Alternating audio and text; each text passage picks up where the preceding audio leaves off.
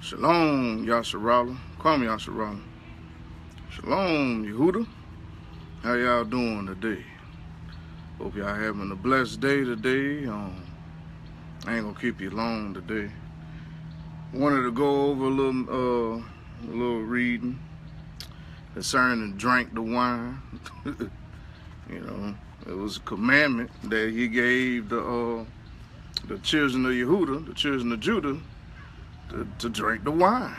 I know what y'all say. Hey, if you one of them type of person that that have a hard time with wine or drink, then hey, I say drink the wine, but don't be drunk. Drink the wine, but don't get drunk, because there's something about that wine. There's something good about that wine. It's good for your health. Even the scientists will tell you that. The doctors will tell you that much. Shalom, brother. Shalom. But, it was symbolic. There was something symbolic about it. So I know we're still in the Feast of Tabernacles this week, which get ready to end, I think it'll end Monday sometime, because we got the Shabbat coming up, and then we got the last day, the 8th day, which is another Shabbat. So basically 2 Sabbaths in a row, if you go by the Hebrew calendar. So, during them days, I like, I like to have me a glass of wine. Nothing wrong with that. In fact, the Most High told us we're supposed to be drinking the wine. We're going to read that. We're going to get into that, okay? So that's what we're going to go over today. But I say don't get drunk, because there are also rules about getting drunk, too. They don't want you drunk. But drink the wine for your health. It's for your health. It's good for your health.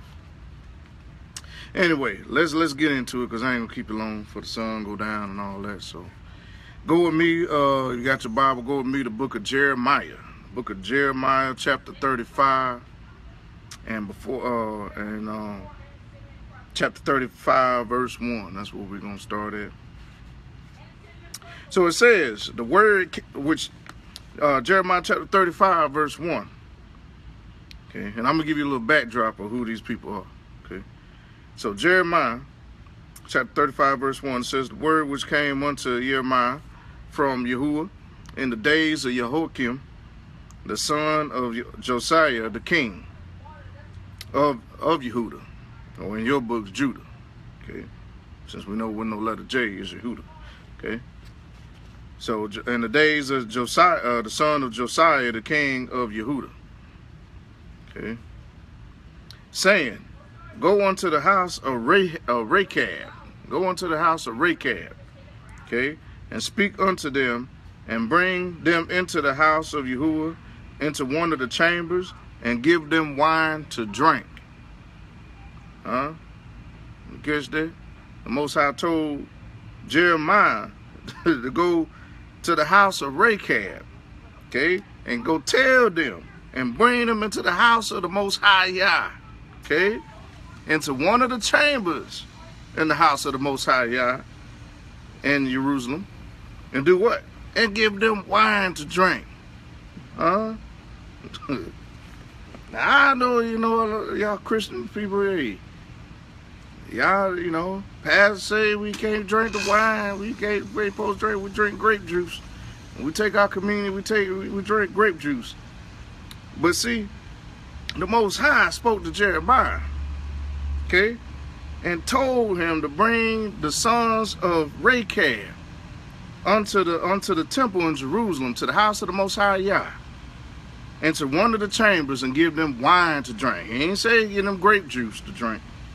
He ain't say give them grape Kool-Aid or Welch's grape. Hey, back in these days, they wouldn't have had Kool-Aid and Welch's grape. Everything that they ate and drunk grew on trees. Whether it was fruits, berries, crops, whatever they drunk, they made their own wine out of the grapes of the vine, the fruit of the vine. He said, take them to the chambers and give them wine to drink. So, but guess what? These people, they be like, we ain't drinking the wine. Just like, you know, in the Christian church today, they say, we ain't drinking wine. We going to take communion with grape juice. You know, don't drink the wine and all that. Could pastor say so. Okay. The same stuff these cats, the house of Rechab did, that they angered the Most High because he gave them a commandment to drink wine. So let's get a little backdrop on who these cats of the house of Rechab were. Because they were not the children of Israel. Rechab, the house of Rechab was not of the children of Israel. They was of the house of the Kenites. Okay. It says the ancestors of the house of Rechab, the father was Jehonadab. Okay. Now hold on to Jehonadab, because we dealt with Jehonadab back in the days of Jehu or Yehu. When Yehu was, when the Most High gave the commandment to Yehu to go and slay all those of the house of Baal, all those who worship in the house of Baal, in the temple of Baal, with Jezebel. Okay, so all the followers of Jezebel and the house of Baal, the Most High Yah gave the commandment to Yehu or Jehu in your Bible, King James Version, to go forth and slay him. And slay Jezebel and feed her unto the dogs, and the dogs pooped her out. Okay, and so that no man could bury this woman, because she was a witch. She wasn't a prostitute, she was a witch. Okay, at the house of Baal, which is, y'all still going to the house of Baal every Sunday. They just call it church. Okay, y'all still going to the house of Baal. So we dealing with the same people. Okay, all right. So the father of these people was Jehonadab. Okay, and we're gonna get into that. It says it was from this Rechab that the tribe of the Rechabites derived their name. The house of Rechab is identified with the section of the Kenites, a Midianitish tribe, which they was part Persian. Okay, they was part Arab. They was Midianites, from Medes and Persia, Midianites. There was a Midianitish tribe who came into the land of Canaan, what we call what y'all call Israel, what we call Jerusalem. Who came into the land of Canaan with the Israelites. Okay, they came into the land with the Israelites and retained their nomadic habits. And their real founder of the tribe was Jehonadab, and he and his people had alone been worshipers of the Most High Yah. Okay, circumcised, though not looked upon as belonging to the Israelites, and probably therefore considering themselves to be bound by the Mosaic law and ritual. So in other words, these Rechabites, okay, of the house of Rechab, were not Israelites. They just dwelt in tents amongst the Israelites. Okay, they was like converts or like Gentiles. Their origin was Midianitish, which means they was from they was more Arab, from the lands of Medes and Persian. Okay, they was Midianites and Persians. So while they was dwelling, so this backstory is, while they was dwelling amongst the Israelites, the Israelites was starting to go after their commandments and after their traditions and ways, just like the Israelites today in America go after the traditions of the strangers and the Gentiles in the land that we are in now, in the land of our captivity, and doing what? Doing what they do. These cats didn't, we're going to get into it, but these cats didn't drink wine. They neither sowed any seed. They didn't plant no crops. They ain't plant no vineyards for the wine, to make wine. That's how they made the wine, was with vineyards, with grapes. Okay. Nor did they do any work, and they dwelt in tents.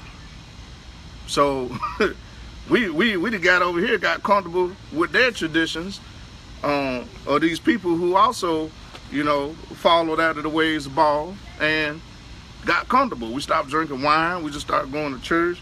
We started planting our own food and everything else.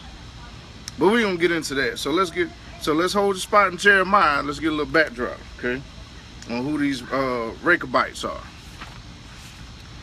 All right, let's go to hold spot in Jeremiah chapter 35, verse 1. Shalom, brother and sister.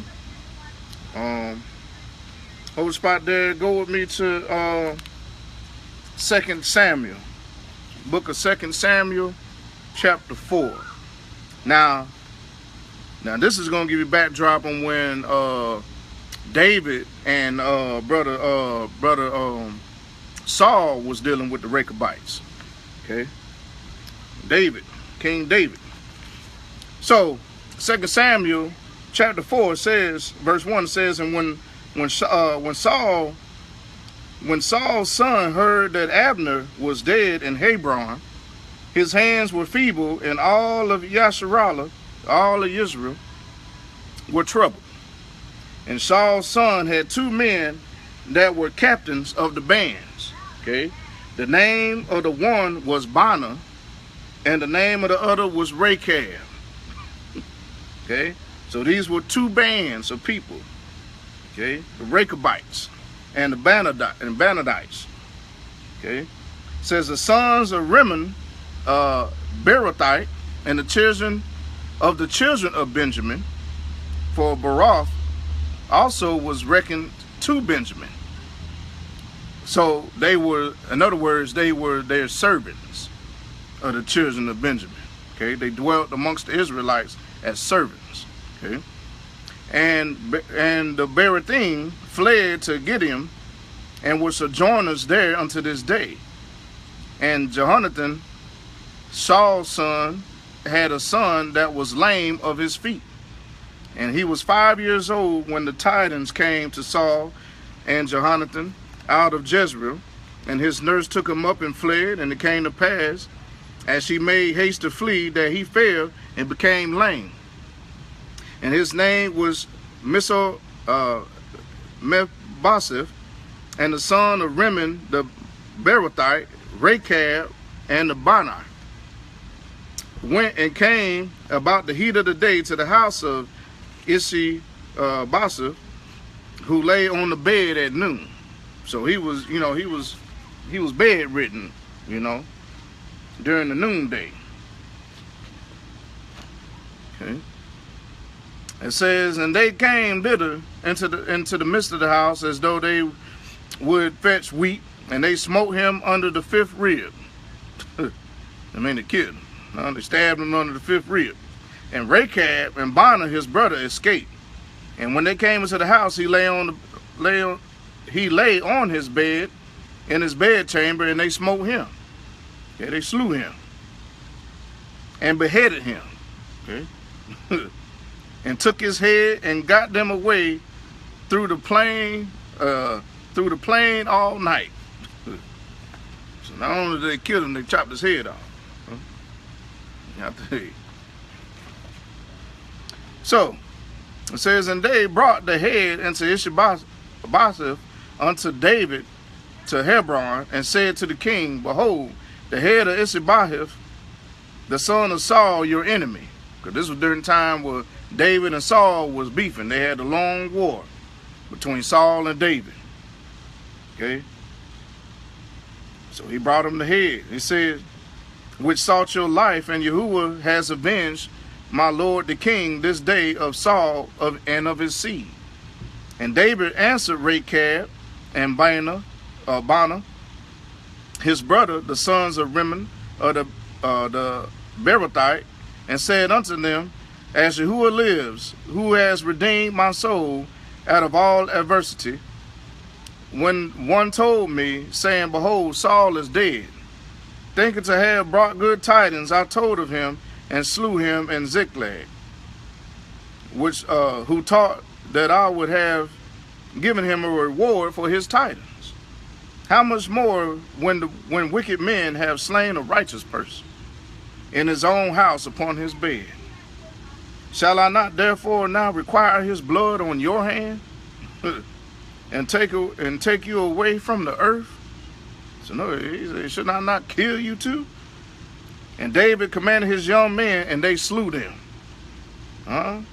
He slew Rechab and Bana, and cut off their hands and their feet, and and hanged them up over the pool in Hebron. These cats was ruthless. Hey, Israelites wasn't no punk back in the day. David sure enough wasn't no punk. Y'all thought ISIS and them was bad. Hey, they did some stuff in this Bible to make ISIS go run and hide. It says, but they took the head of Ishabah and buried it in the sepulchre at Abner and Hebron. So that's Rechab. So that's who we're dealing with in Jeremiah. Okay? A bunch of suckers, and you're going to see why. All right. So these same suckers is who told the children of Yisrael, the children of Israel, of the house of Yahudah, don't drink wine. These same cats that slew a man on his bed in the noonday that was bedridden and chopped his head off and gave it unto King David to make him, to appease to him, because they were servants unto the king, were the same servants who was running around telling the children of the Most High that they ain't supposed to drink wine after the Most High said drink wine. Man. Let's get it. Jeremiah, go back to Jeremiah verse 2. It says, go unto the house of Rechab and speak unto them, and bring them into the house of Yahudah, into one of the chambers, and give them wine to drink. Then I took Yasaniah, the son of Jeremiah, the son of Chabatsaniah, and his brethren, and all his sons, and the whole house of Rechab. And I brought them into the house of Yahudah, into the chamber of the sons of Hanan, the son of Yigdalihu, a man of Yah, which was by the chamber of the princes, which was above the chamber of Messiah, the son of Shalom, the keeper of the door. Now, you wonder what all these names are. These were Hebrews. Okay? These were African Hebrew Israelites. Okay? It says that in the chapter 34. It was talking about these men servants. Verse chapter 34, Jeremiah chapter 34, verse 9. It says that every man shall let his men servant and every man his maid servant, being a Hebrew or a Hebrew-ess, so a Hebrew sister or a Hebrew brother, go free. And that none should serve of him to witness of a Yehudi, his brother, of a Jew, his brother. Okay. And all that was talking about in verse 34 was about how us as Hebrew Israelites was not supposed to enslave our own people. We weren't supposed to deal with our people with rigor, with hatred. We supposed to love one another. We weren't supposed to make our brothers and sisters work for us as slaves. We was commanded to take of the Gentiles. That means all these other nations, the Japanese, the Chinese, the Mexicans, the white people and so forth, as slaves forever. There was a time back in this day we had slaves. Most High granted us to have slaves. But of our own black brothers and sisters, or the Hebrews, or the Hebrew-ess, we weren't supposed to have slaves as brothers and sisters, of our brothers and sisters, only of the Gentiles, the other nations. And one day, it's going to return to that. Okay? When the Most High Yah come, we're going to have men servants and maid servants again. That's in the word too, but they probably ain't going to tell you that at church. Anyway, let's go on. Let's read on about this here wine. Okay? So it says, and I set before the, verse 5 says, and I set before the sons of the house of Rechab pots full of wine and cups. Not only pots full of wine, but he put cups too. And they probably wasn't solo cups or styrofoam cups. Probably some old clay cups they had. Okay? So they had pots full of wine and cups to go with it. Okay? And said unto them, drink ye the wine. He said, drink wine. But they said, these Rechabites, okay? The Rechabites turned around after the Most High commanded them to drink wine and put troughs of, you imagine, big old full pots of wine and cups. And the Most High said, drink the wine. And these people turn around and tell the Most High, guess what they're going to tell them? It says, but they said, we will drink no wine. Sound familiar? Sound like a lot of these Christians. We ain't drinking no wine. We're going to get us some grape juice. Most High Yah said you drink the wine, especially when you do communion. Oh, no, Pastor said we ain't drinking the wine now. We gonna drink the grape juice. We ain't gonna drink the wine. But we drink some Kool-Aid, grape Kool-Aid. But we ain't drinking of the vine because we don't want people to get drunk. Ain't nobody said get drunk. He said drink the wine, though. Okay? Cups full of wine, pots full of wine, said them drink the wine. But they said we would not drink no wine for Jehonadab, the son of Rechab, our father. Okay? Remember that Jehonadab, when we was dealing with Jehonadab. And Jehu. It says our father commandment. And Jehonadab was the founder of these Rechabites. Okay? Our father commanded us, saying, ye shall drink no wine, neither nor your sons forever.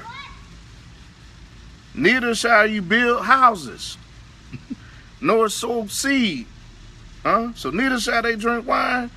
They ain't supposed to build a house either to live in. Nor shall they sow seed.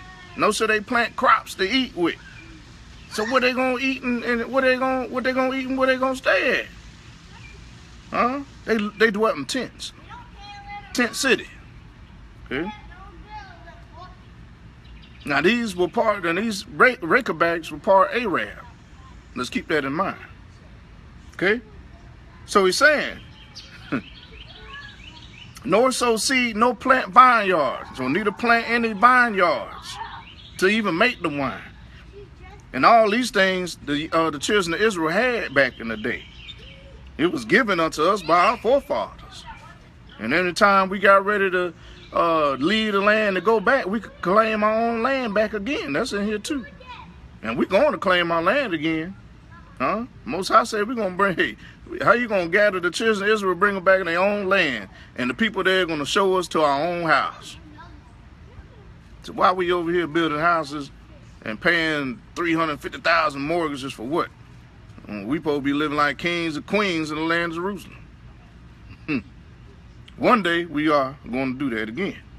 But he's saying, but these people that dwell amongst the children of Israel, they listen to the commandments of their father Jehonadab, not the commandments of the Most High. And that, you know, they hate. Most High jealous. He don't play that mess. Watch this. He said, but all your days you shall dwell in tents. So they were commanded by their father Jehonadab to dwell in tents. Okay? That you may live many days in the land where you be strangers. Where you be as strangers in the land.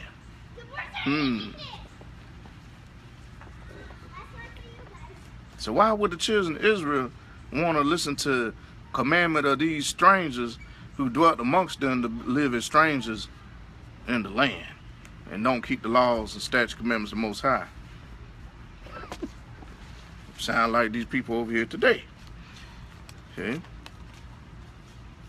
It says, thus have we obeyed the voice of Jehonadab, the son of Rechab, our father. The same Rechab David slew, had slain, and hung up by a pool. Because he went and chopped off the head of an innocent man laying on his bed. And gave it to the king from, that was one of the enemies of Saul. During the time Saul and David was beefing. It says, thus we obey the voice of Jonadab, the son of Rechab, our father, and all that he has charged us to drink no wine all our days. We, our women, our sons, nor our daughters, nor to build houses for us to dwell in. What kind of people is this? It says, neither have we vineyard, nor field, nor seed. Now, if you can understand what they was doing and how we live in today, we live in the same kind of way. When the Most High, we're going to read down here where the Most High punished us too, because we was listening to them to be just like them, living in the land as strangers. Can't build a house and don't dwell in it. Remember, the same curses that he put forth in Deuteronomy 28, this is the same stuff he told them in Jeremiah, what was going to happen to them. How they would build houses and not dwell in them. How they would plant vineyards and not eat of it. How they would plant crops and not eat of it.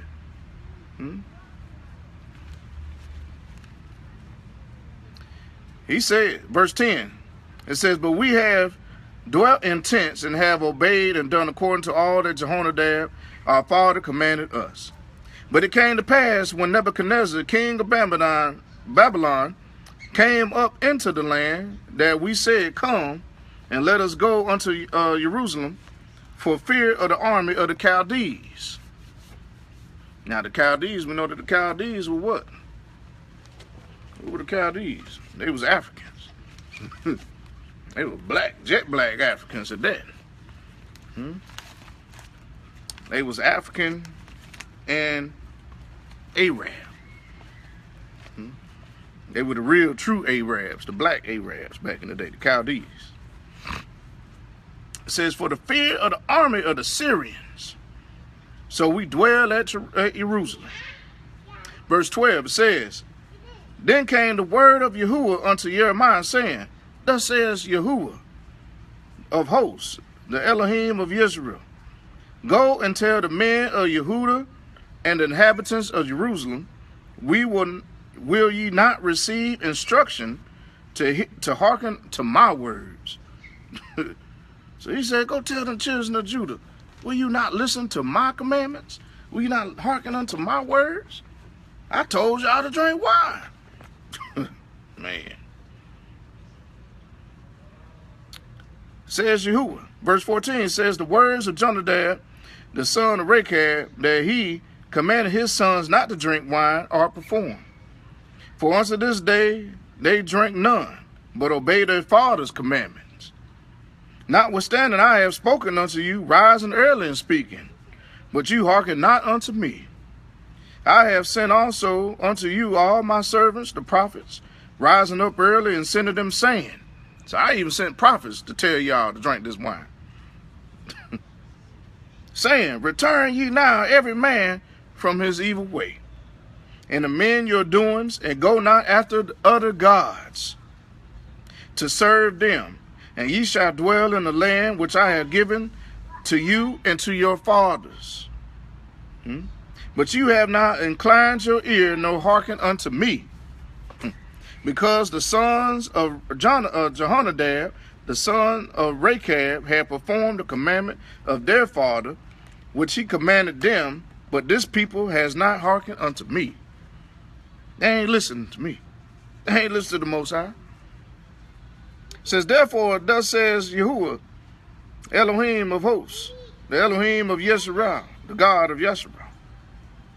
Behold, I will bring unto you upon Yahudah, that's me and you, our ancestors, and upon all the inhabitants of Jerusalem, all the evil that I have pronounced against them, because I have spoken unto them, but they have not heard. I have called unto them, but they have not answered. Verse 18, and Jeremiah said unto the house of Rechab, thus saith Yahudah of hosts, the God of Yisrael, because you have obeyed the commandment of Jehonadab, your father, and kept all his precepts. Remember, precept upon precepts, line upon line. You done kept all his precepts and done according unto all that he has commanded you. Therefore, thus saith Yahudah of hosts, the God of Yisrael, Jehonadab, the son of Rechab, shall not want a man to stand before me forever. The son of Rechab shall not want a man to stand before me forever. Man, huh? In other words, they shall not want a man to go and speak for them unto the Most High, because they didn't listen to the Most High. And the children of Judah didn't listen to him either. They went and did what the sons of Rechab did. They were disobedient. It was the reason why we got let over here into this country in the first place. We didn't come over here in an A1 visa. We got shipped over here with ships. And the Egypt began because of our disobedience to the Most High Yah. Okay. Now, who else was drinking wine? Hey, let's get it. So, I ain't gonna go there. That's about that. So go with me to Book of Matthew.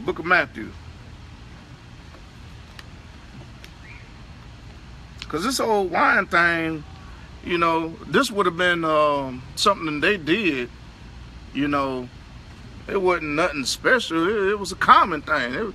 You know, all that grapes on the vine they had, it was a common thing for a man who had his own land and had his own maid servants and vineyards, crops and stuff. It was a common thing for them to drink, you know, a glass of wine, you know, not to get drunk, but for their health.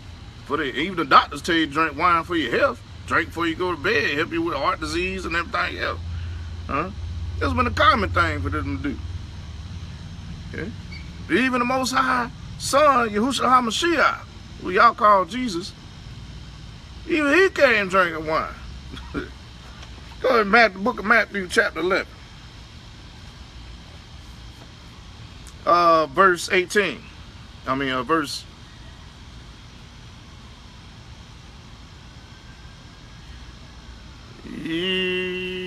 Well, I started... Verse 16, I started verse 16. It says, but whereunto shall I liken this generation? It is like unto children sitting in markets and calling unto their fellows, and saying, we have piped unto you, and you have not danced. We have mourned unto you, and you have not lamented. For Yochanan, John, meaning John the Baptist, came neither eating nor drinking, and they say he has a devil. The Son of Man, the Son of the Most High, came eating and drinking, and they say, behold, a man gluttonous and a wine bibber. Not only was he a gluttonous because he came eating, but he came drinking too. So they call him a drunkard, a wine bibber. Okay? It says a friend of publicans and sinners, but wisdom is justified of her children. So even Yahudah HaMashiach came drinking wine. Hey, was that the only time you drank wine? Go with me to as a matter of fact, him drinking wine was already foretold. Go with me to the book of Genesis. Book of Genesis chapter 49. Genesis chapter 49 verse 8. Says Yahudah, that's me and you, brothers and sisters, but most of us, you know, that's over here. It says, you are he whom your brethren shall praise. Your hand shall be in the neck of your enemies. That means we'd be a burden unto our enemies, just like we are today. Every time we get to marching and protesting, every time we get to acting up and cutting up out there, they say, go ahead and call them faith leaders, get them down here and get these Negroes in check. Because our fist is in their neck. It says, your father's children shall bow down before you. Yahudah is a lion's whelp.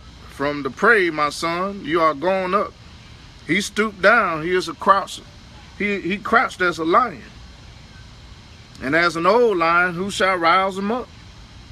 The scepter shall not depart from Yahudah, nor a Torah, a lawgiver, from between his feet.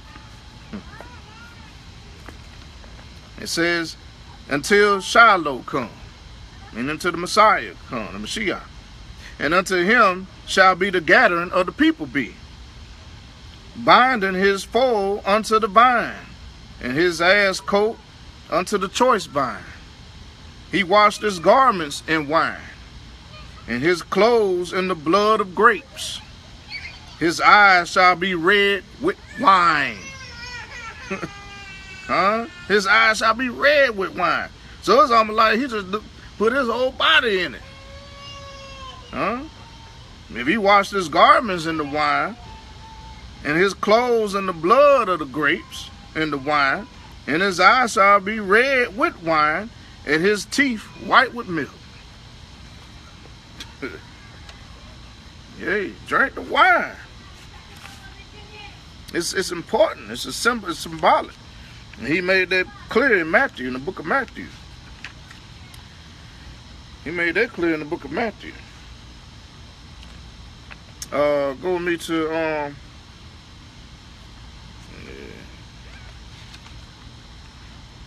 book of Matthew.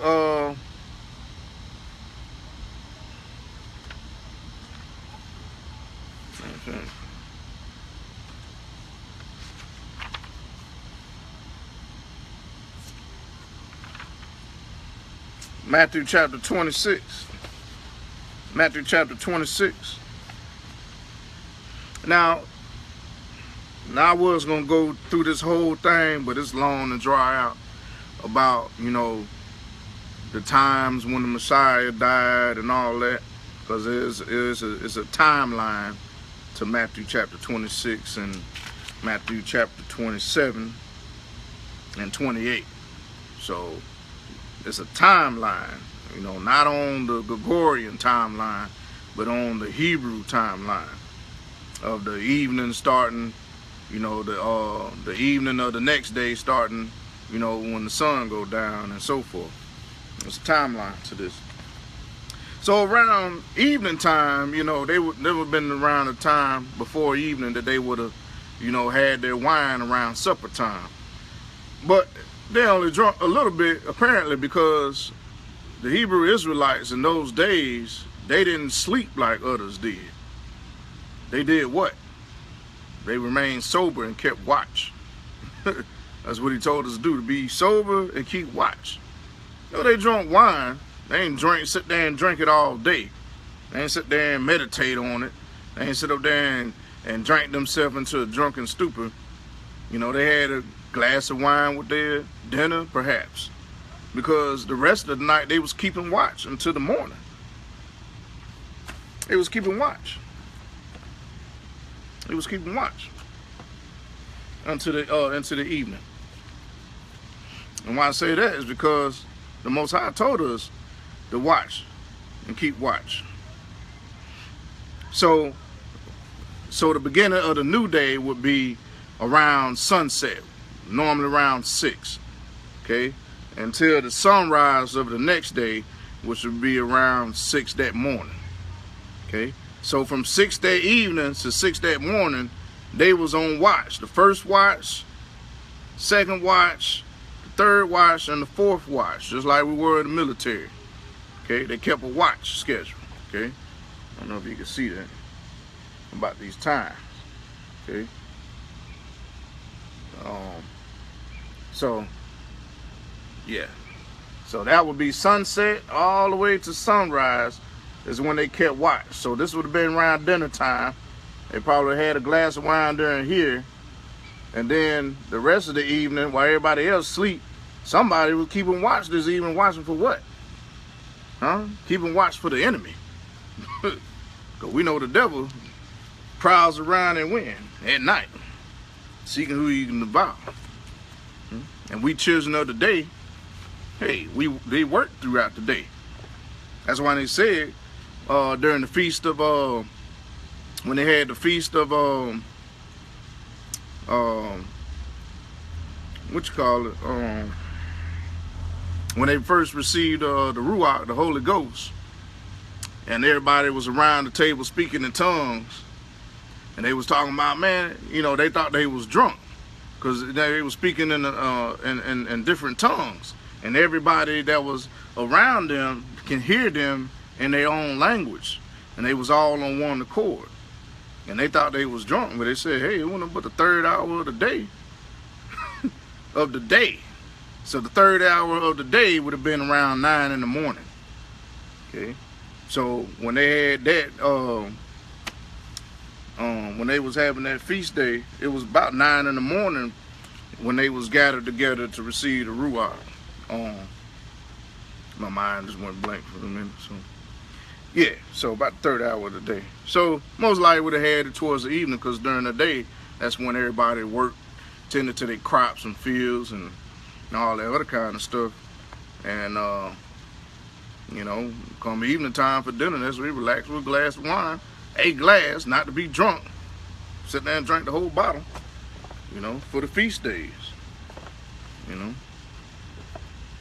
But anyway, let's go on. Let's go on. So that wine is something about that wine. He said in Matthew chapter 26, Verse 26, he says, and as they were eating, so they was eating dinner around this time during the feast of the Passover, the feast of Pekah, okay? Because they were trying to figure out, in verse 17, it says, now the first day of the feast of the Matzah, the feast of the Passover, or the feast of 11 breads, the disciples came to Yeshua, saying unto him, where will we go? Where will you that you prepare for to eat the Pekah feast, the feast of the Passover feast? Okay, so they had to go find a man's house to go in to prepare the Passover meal. So that evening, because it says, verse 20, now when the evening was come, he sat down with the 12. And as they did eat, he said, verily I say unto you that one of you shall betray me. So it was evening time when they sat down and ate the feast of the Passover. And this is when they did communion, in the evening. So this would have been something common that they did in this time, okay, to drink their wine in the evening, you know, after the day has been passed and so forth, going forth into the next day. It says, and as they were eating, Yeshua took bread and blessed it and broke it and gave it to the disciples and said, eat, this is my body. And he took the cup and gave thanks and gave it to them, saying, drink ye all of it. Drink ye all of it, for this is my blood of the renewed covenant. Now remember, we just sat there and read that it was already foretold that what? He would bathe his garments in the wine. Pretty much his whole body was in the wine. His eyes would be red from the wine. His teeth white as snow. Okay? So he's saying when he gave them the cup, he didn't give him a cup of blood. Come on now. He gave him a cup of wine. Remember, he said he can't eat and drinking. That's why they call him a gluttonous and a wine bibber. That means he drunk wine. Most High Yah's son, Yahudah Mashiach, drunk wine. And it would have been common for the children of Israel to drink wine as well. Okay? So that's why they said, for this is my blood of the renewed covenant, which is shed for many for the remissions of sins. But I say unto you, I will not drink henceforth. I won't drink no more of this fruit of the vine. So he made it clear that he ain't talking about grape juice, he ain't talking about Kool-Aid, of this fruit of the vine, of this grape wine. Okay? Until that day when I drink it anew with you in my Father's kingdom. Okay?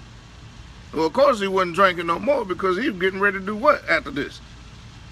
Be betrayed. They was about to come get him and he was getting ready to be crucified. So of course he couldn't drink no more wine with them until what? Until our bodies change like his body and we put on that new flesh, and then we're going to take part of that marriage supper. Then we're going to drink wine with him in his Father's kingdom. When he appeared unto them after the resurrection and appeared unto the disciples after that, you know, he ain't appeared to them, you know, eating and drinking. He ain't appeared to them eating and drinking. His body couldn't be defiled with such things. You know, that's why he was telling them, you know, not to touch them, or whatnot.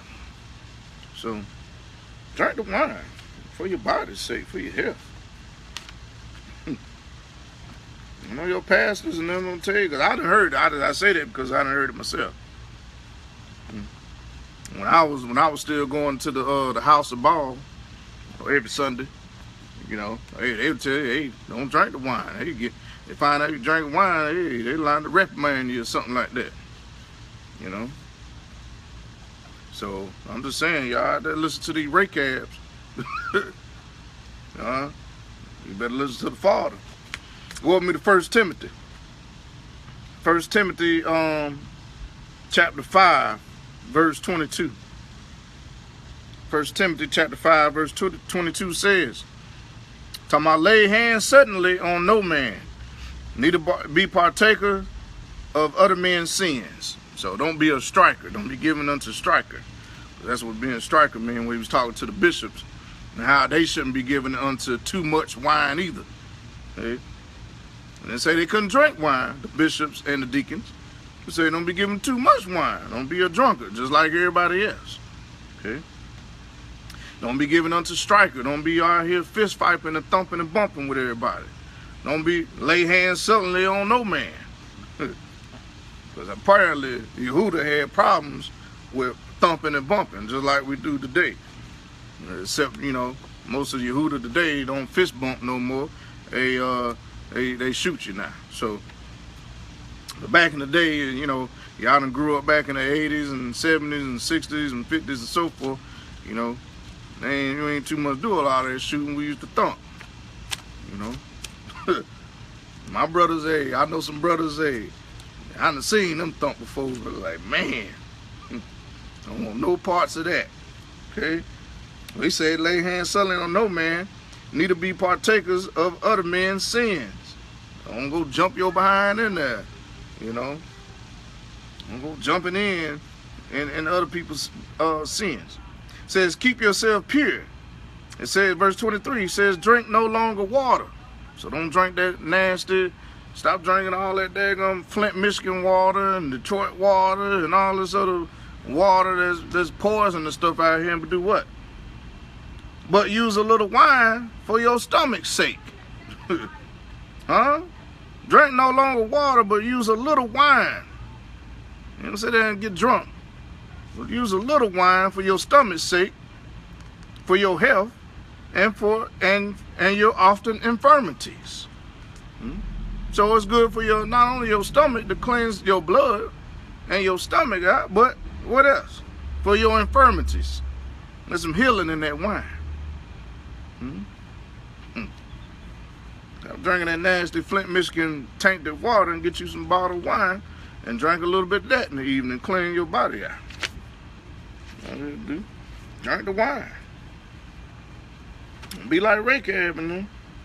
Oh, we ain't gonna drink the wine. That's it, we ain't gonna drink the wine, so we ain't gonna drink the wine. I can't really get, I really, you know, I hope I see the day when my people wake up and stop listening to everybody on the pulpit and read this word for themselves. Because y'all sitting around there putting yourself in some dangerous spots with the Most High. Y'all ain't doing that. Listen to everybody else, what they talking about. Read it for yourself. And last and not least, and then I'm going to get ready to let y'all go.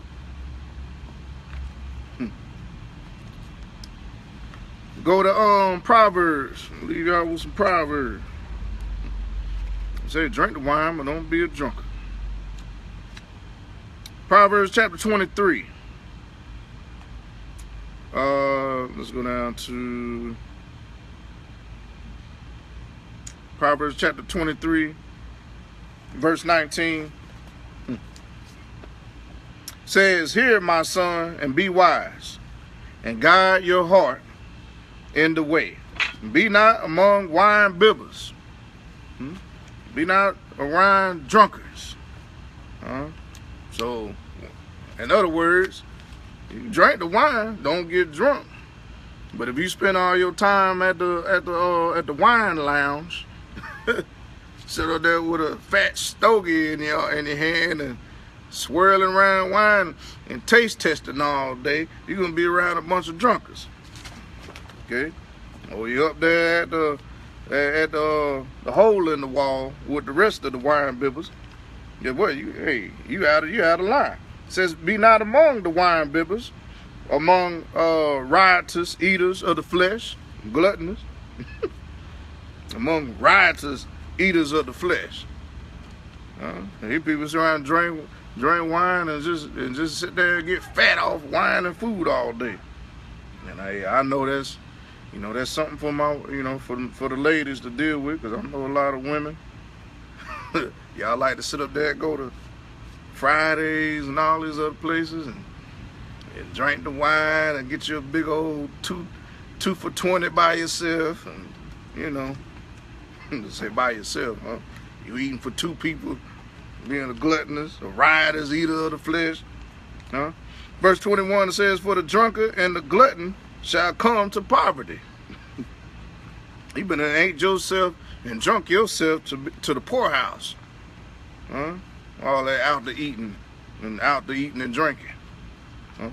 For the drunkard and the glutton shall come to poverty, and drowsiness shall clothe the man with rags.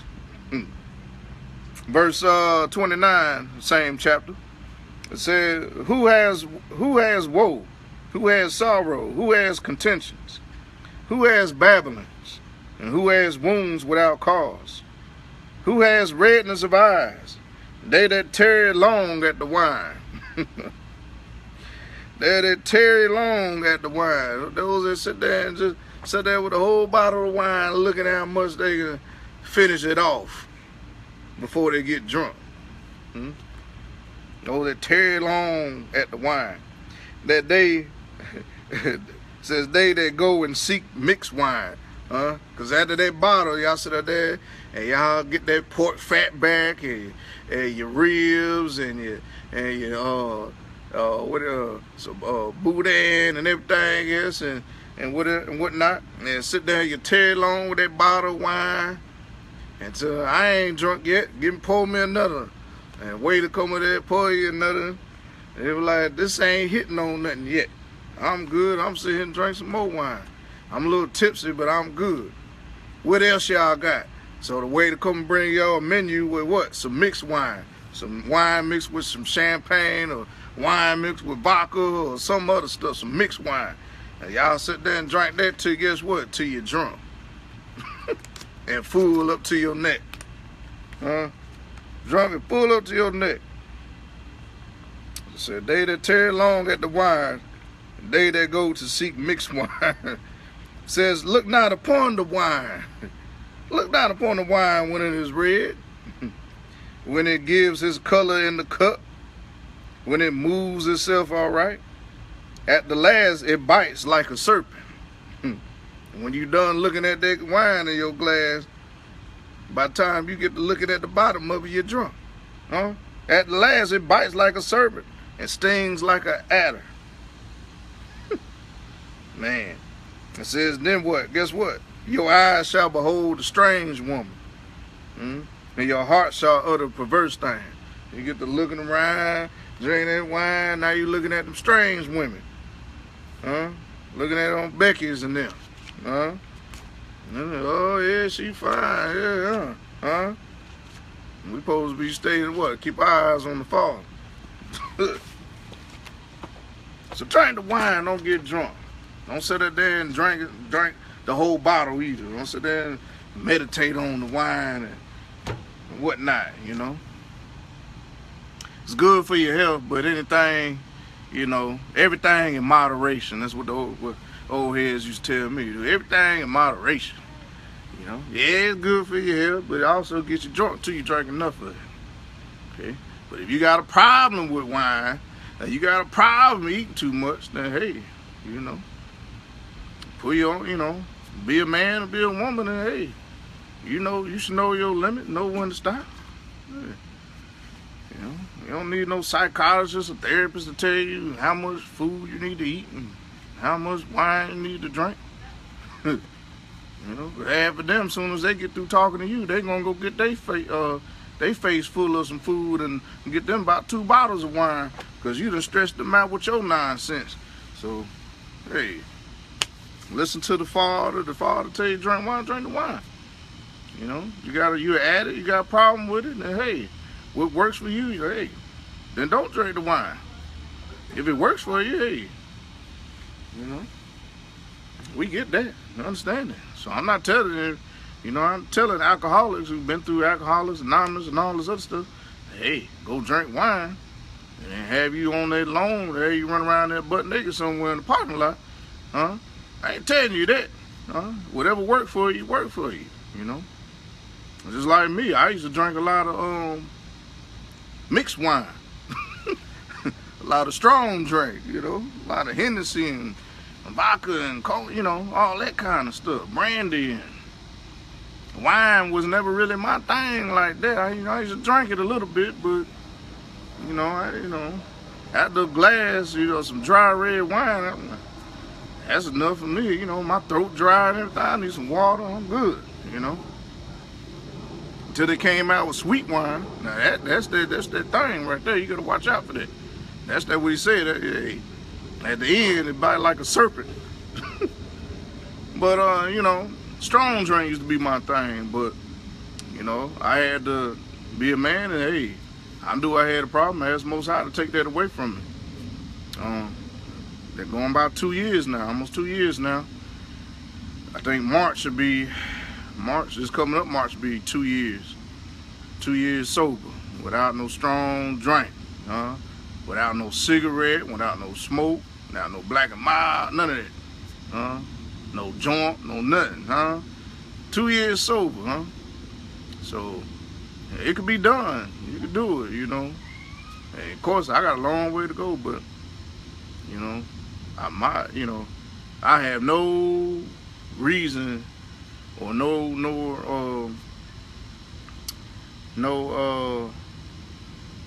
what's the word I'm looking for? No ambition, I guess I use that. No ambition to go out there and get a strong drink. For what, you know? After the Most High done took that away from me, you know, I ain't gonna throw myself back into the trap, you know. And then by the time the day I do that, I might as well stop reading scriptures to y'all then, right? I might well turn this on off and hey, and go on back to the old me. See the old man dead. So I'm living in the new man, so it's all right with me. I ain't got to have none of that. You know? Drink a glass of wine on the feast days or high holy days, and that's good enough for me. You know, on the Sabbath. But even then, I barely even drink wine. So, that's about it. Hey, I just don't be in the mood for all that kind of stuff like that. If I'm doing communion, then that'll be a day I drink a little glass, a little cup of wine, and hey, that's enough. That's it. Eat it, do the communion with the family that evening after dinner, because that's when they did it, while they was eating dinner. So, that's what I'm going to do. I ain't going to do it on Sunday morning. With everybody else looking at you. Is he gonna take the cup? Is he gonna take the cracker? Everybody else plotting to see what you buy and what kind of sins you got going on. You say you eat and drink, you come together, you know. Go do that at home. You know, everybody have their own cup and their own cracker or their own you know, bread or what have you. There ain't nobody, one person hungry and the other person drunk. So drink the wine, take the communion, drink the wine, you know, do everything in moderation, you know. He commanded the children of Yisrael to drink the wine, you know, and I believe that was setting up for when the Mashiach came and was, you know, taught the disciples how to take communion and all that kind of stuff.